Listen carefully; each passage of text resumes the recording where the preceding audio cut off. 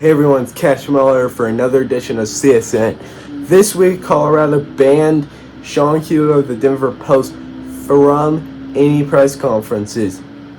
I'm going to tell you why. He had every right to do it. People that don't think that was right are absolutely wrong. Then we're going to talk about CeeDee Lamb's record deal. Then we're going to break down my predictions for the NFC's top 5 teams this year. And then after that, we'll pick the CFL because that's the only league that's going on this week. The Premier Lacrosse League isn't until next week. So, yeah. And then the NFL's not coming back until next week. But my Buffs play Thursday, and we're going to pick that game too. That's coming up next on CSN. Alright. I need to get this off my chest first. I'm going to just unleash on those haters of Coach Prime that say, and I quote, Coach Prime looks really bad coming out of this. Coach Prime isn't doing the right thing. Colorado didn't have any right to ban Sean Keeler. Listen, let me tell you this. Sean Keeler, right after that press conference, I'm going go watch my short. That's titled Denver Post Tries to Troll Coach Prime. Then come back and watch this, because I can assure you, you will understand everything that happened there. Coach Prime shut him down, and guess what Sean Keeler went out and wrote right after that? He said, what went from a 4-8 press conference went to a 3-7 press conference. He writes, listen, I know a lot of you ESPN analysts, Fox Sports analysts, all those have never even heard of Sean Keeler. Listen, ESPN and Fox Sports analysts say we've never heard the guy. We don't know what he wrote, other than he said false prophet, Planet Prime, and other just bad names. Don't make it look. That's personal. False prophet is personal. Talking about his faith, even if you don't agree with it, is a direct shot. And ESPN analysts have no idea what he wrote to get him this ban. They literally just were like, you have written too many articles against our team, you're going out. And also, on Coach Prime's birthday, he's not only targeting Coach Prime, he's also being disrespectful. On his birthday, he said, happy summer, my man. How would it feel if someone came to your birthday and they said, happy summer? Feel pretty rotten, wouldn't it? But when Sean Keeler says, oh, he came out swinging at the press because he's afraid. No, he ain't afraid. He ain't afraid. They all say, well, they could have just let him come. Look, that wasn't the right way to handle this. Now, Paul Feinbaum, you are saying that they won't get more than 6 wins. You are saying that they won't get that they didn't handle that properly. Coach Prime looks fearful, petty. Listen, folks, if you don't know who Sean Keeler is, he's not even reporting. I mean, all the ESPN analysts admitted those are cheap shots that he took, but he still can come. What? No, you shouldn't be allowed to come back if you. But then here's another thing. They said, and I quote, he can come, but he doesn't need to answer questions to him. That's just going to erupt into a whole nother thing. It's just going to if Coach Prime attacks another reporter, Sean Keeler is going to write about it, and he's going to say mean stuff all over again. So banning him is way different from not talking to him. So there. I hope that makes sense. Paul Feinbaum, you're a terrific college football analyst, and now every college football team has an enemy, okay? You're now on that enemy side. I'm sorry, but you're on that enemy side for all Buffalo fans. Alright, now that that's off my chest, I'm going to keep my Prime gear on because I need to enforce that the Buffs are really coming. Alright, we need to talk about the Dallas Cowboys. They got a deal done with CeeDee Lamb. That's good for them. Talk about CeeDee Lamb's deal coming up next. Alright, and we are back. CeeDee Lamb gets a big extension, second highest paid non-QB in NFL history. Doesn't really matter, the Cowboys aren't going to the Super Bowl this year anyway. And there you have it. The Cowboys are not going to the Super Bowl even with that deal. So I'm just going to say that right now. So I'm not going to say that's it. That's all I don't really know the in-depth details of the contract. Other than it ends CeeDee's holdout, that's an essential. CeeDee is an essential part of the Dallas Cowboys, and all of these sports analysts are saying, "Well, why aren't they paying Dak Prescott? Why aren't they paying Michael Parsons?"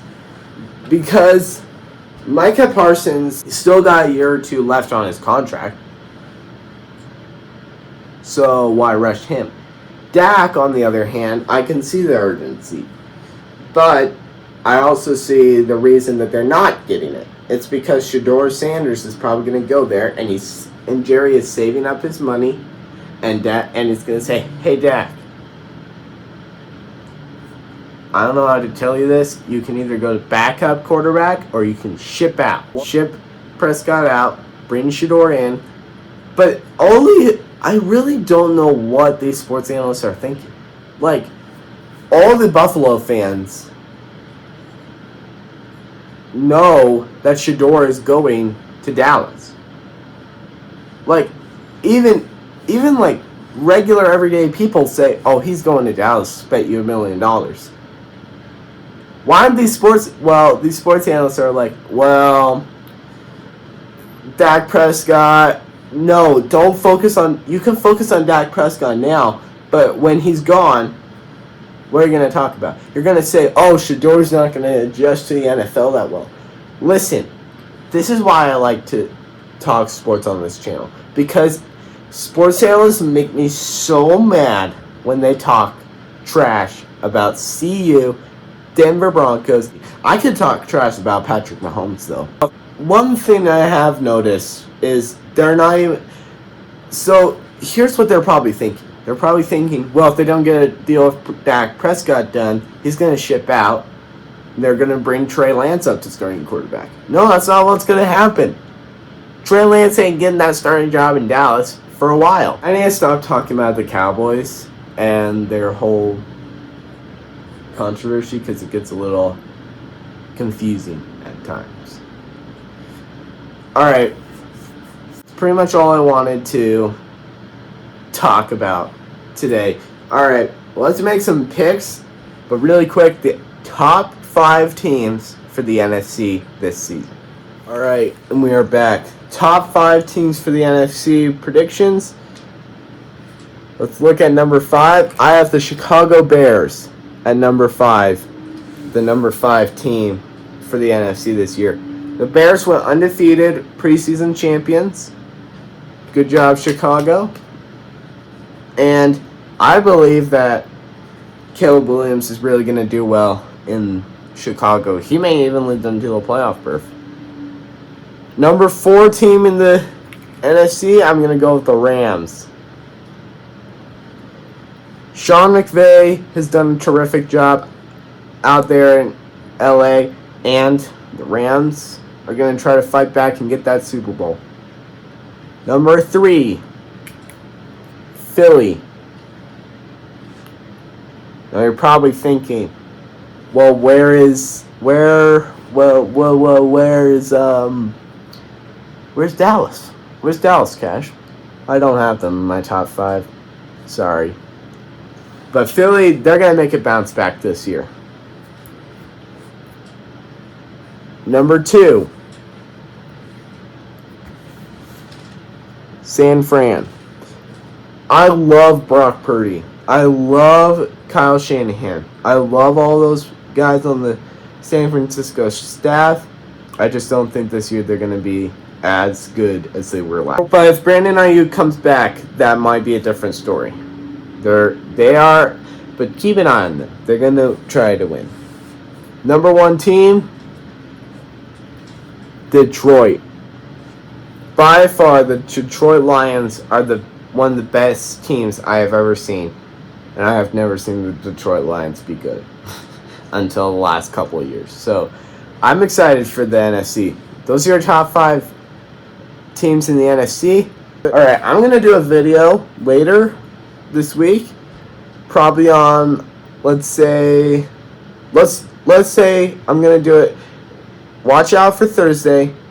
I'm going to name the top 5 biggest threats to the Kansas City Chiefs this season. The Chiefs did sign Smith-Schuster again, but I don't really care. Alright, coming up, let's make some CFL predictions. Coming up next. Alright, let's pick some CFL. Only 3 games this week for the CFL, unfortunately. It all starts Friday with the Argos and the British Columbia Lions.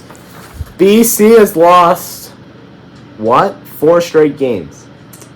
They enter 5-6. They enter 6-4. Last week, I think I went undefeated last week. In the CFL, I think I went undefeated. Argos win.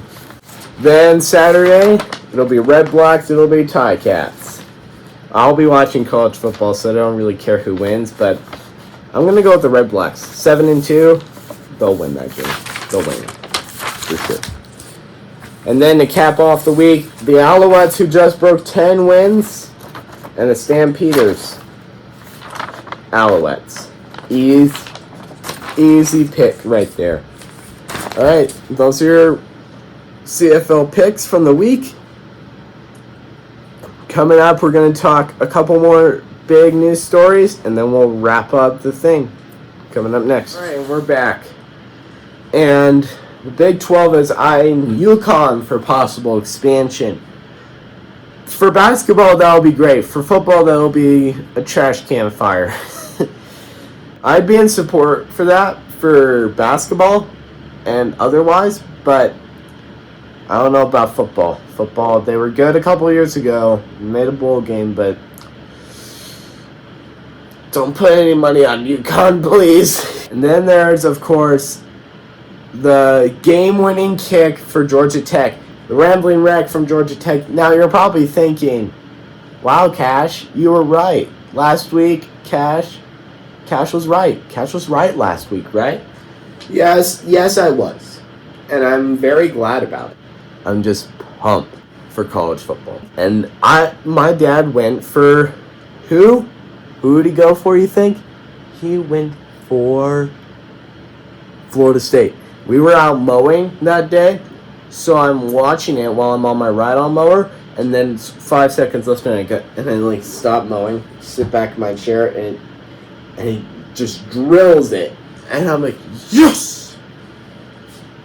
And my dad couldn't believe it. Ramblin' Wreck from Georgia Tech really stunned them. That was a really fun game, though. Really close, really tight. Georgia Tech, they're coming for the ACC. All right, let's make some college football predictions. Colorado and North Dakota State. I'm going to go with who? Buffaloes. Go see you. Then there's Clemson and Georgia, and I'm going to go with Georgia. Georgia will win that game, hands down. And Then there's there's Oklahoma State and South Dakota State. I'm going with South Dakota State. And then there's Arizona State, Wyoming. I'm gonna go with Wyoming. There are your college football picks, folks. I will see you next week. Alright, that does it for the show. Don't forget to like, subscribe, and ring the bell. Didn't do it that time. Thanks for watching. I'll see you next time on CSN. Skull Buffs.